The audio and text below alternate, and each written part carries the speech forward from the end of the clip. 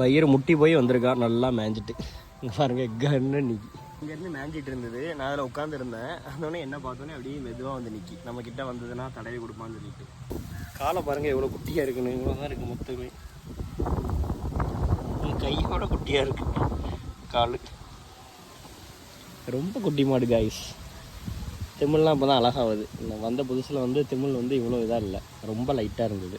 இப்போ திமிழ் நல்லா வச்சுருக்கு பாருங்கள். இப்போ 1 மாதம் கிட்ட ஆக போகுது நம்மகிட்ட வந்து.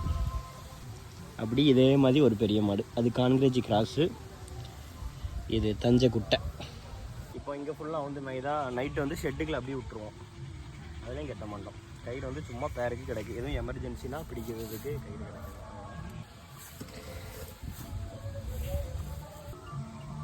நாய்க்குட்டி மாதிரி நல்லா பழகுது.